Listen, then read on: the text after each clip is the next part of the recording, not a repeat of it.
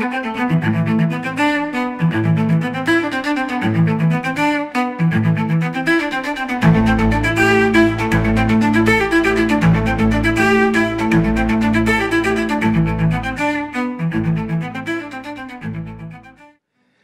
faut travailler plus.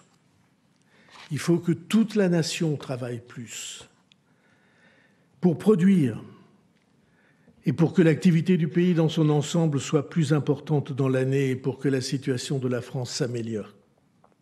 Je propose donc que 2 jours fériés soient supprimés pour tout le pays. Je cite comme exemple, mais je suis prêt à accepter d'autres idées, le lundi de Pâques, qui n'a aucune signification religieuse, et le 8 mai, dans un mois de mai devenu un véritable gruyère, où l'on saute de pont en viaduc de congé et qui est en avance de phase, comme on dit, un mois qui porte vers les vacances. Ce sont des propositions. Je suis prêt à en accepter ou en examiner d'autres. Si d'autres idées surgissent, bienvenue.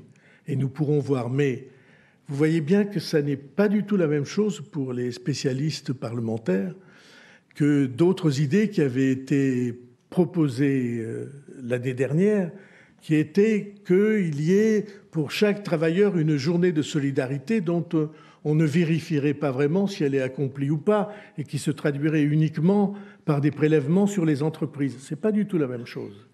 C'est le pays tout entier qui se met au travail ou qui se remet au travail un jour où, depuis longtemps, il ne travaillait plus. Alors la nouvelle vient de sortir, on va demander à ceux qui travaillent dans ce pays de travailler 2 jours de plus. On va supprimer 2 jours fériés. C'est l'idée géniale de François Bayrou.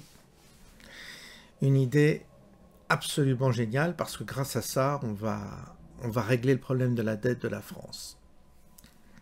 Et on va remettre la France au travail. C'est évidemment que ça va passer parce que 2 jours de fériés, 2 jours fériés en moins, ça va passer. Parce que les gens se disent, oh, les retraités sont soulagés. Vous avez déjà une bonne partie de la population, un tiers qui doit être retraité.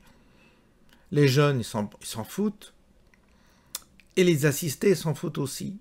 Du coup, ça ne concerne qu'une petite partie de la population qui correspond à la population active. On est à 20 millions dans la population active, 20 millions de Français qui travaillent, dont 5 millions sont fonctionnaires. C'est en gros les proportions. Ça va passer. Ça va passer. Et puis en même temps, c'est pour ça que Bayrou, il ne prend pas de risque en proposant ça. C'est bien qu'il ne va pas y avoir la révolution parce qu'on rajoute 2 jours de travail aux Français.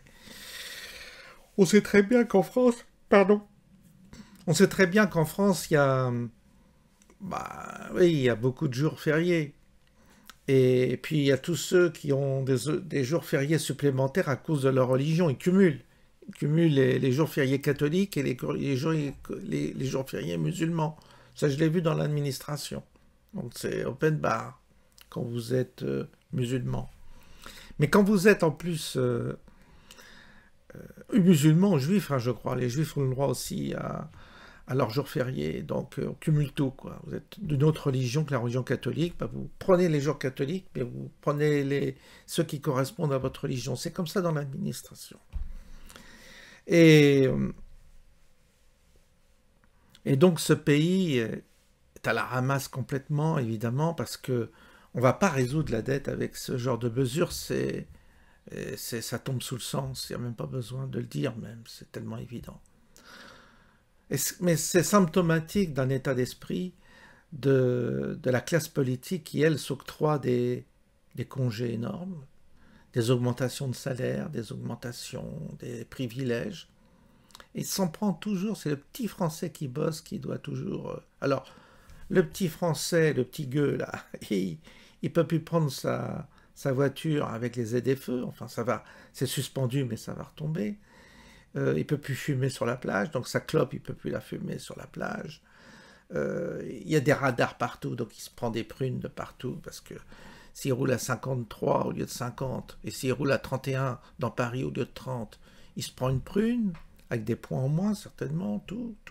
En fait, c'est toujours le même qu'on abat. Et toute cette frange de la population qui branle rien, qui vit de l'assistanat, qui profite de tout, nickel. Là, on va accepter des Gazaouis. Ils ont posé des problèmes partout, hein, les gens de Gaza. Tous ceux qui se sont risqués à accueillir des Palestiniens, ça a foutu la merde. Les Libanais sont bien placés pour le dire. Mais il n'y a pas que. Pour ça qu'autour, les pays arabes, ils n'en veulent pas. Mais nous, on les prend. Donc on va prendre des Palestiniens qui sont remontés comme des pendules contre les Juifs.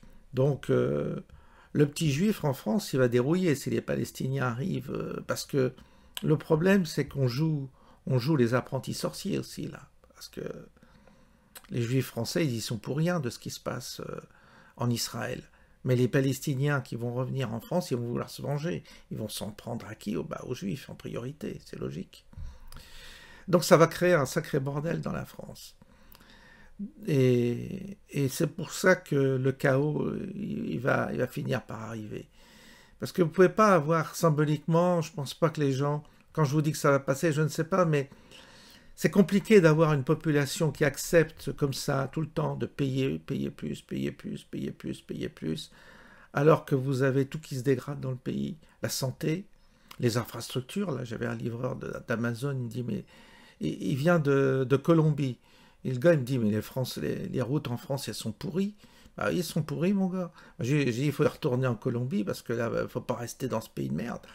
Tout est pourri, hein. Nos routes sont enfin, il faut voir l'état des routes, c'est une catastrophe. Enfin, le pays part en cacahuète totale. Et puis on continue à aider énormément les gens qui ne bossent pas. On décourage ceux qui entreprennent avec des charges et des impôts énormes. Donc on s'arrange pour qu'il y ait de moins en moins de personnes qui aient le courage d'être à leur compte et d'entreprendre. On fout en l'air l'industrie, hein. Il y a des usines en pagaille qui ferment. Puis il reste encore quelques travailleurs, on va leur prendre leurs 2 jours de congé. Écoutez, je sais qu'en France, on ne travaille pas assez, c'est vrai. Là-dessus, je suis d'accord. Mais mettons déjà au travail ceux qui ne travaillent pas du tout. Déjà. Hein, tous ceux qu'on accueille qui ne branlent rien, il faudra peut-être les mettre au travail. Tous ces gens-là dans mon coin, là, qui sont tous au RSA, qui sont mieux au RSA qu'en travaillant, arrêtons le RSA et vous allez voir, ils vont tous bosser. Parce que quand tu as besoin de quelqu'un pour te couper ta haie ou tout ça, tu ne trouves personne. Donc, il y a du boulot, mais personne ne veut bosser dans ce pays.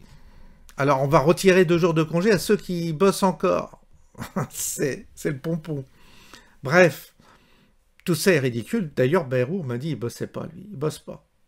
C'est un vrai feignant, c'est une vraie feignasse. Vous voyez, il donne l'exemple. Il dit la France qui travaille, mais lui, il bosse pas. Qu'est-ce que vous voulez que je vous dise? Il y a rien à dire. C'est ce pays, enfin, ça part en cacahuète totale. Ça va pas tenir. Ça tiendra pas. On pourra pas continuer comme ça, à distribuer l'argent à les Palestiniens, les victimes de toutes les guerres. Il paraît qu'il y a 500 millions de personnes qui sont réfugiés, qui peuvent être acceptés comme réfugiés, qui ont les critères pour 500 millions en France. Vous voyez, vous distribuez à 500 millions de personnes le RSA, les allocs, les soignés, tout ça. Puis vous avez des petits Français avec leurs petits Twingo, diesel, qui pourront plus aller bosser. Ils sont obligés de prendre les transports en commun, ils mettront 2-3 heures pour aller bosser. Jusqu'à quand ils vont supporter le petit Français? Jusqu'à quand il va... Je sais pas, on va voir. Puis en plus, on le vaccine bien avec du poison, il est content. Là, il a rappelé en plus, Bayrou, qu'il faut les vacciner, hein, parce que ça fait partie des priorités, pour bien vous empoisonner, hein, surtout les retraités, comme ça fera moins de retraite à payer. Voilà, la messe est dite. Bonne journée à tous et à bientôt.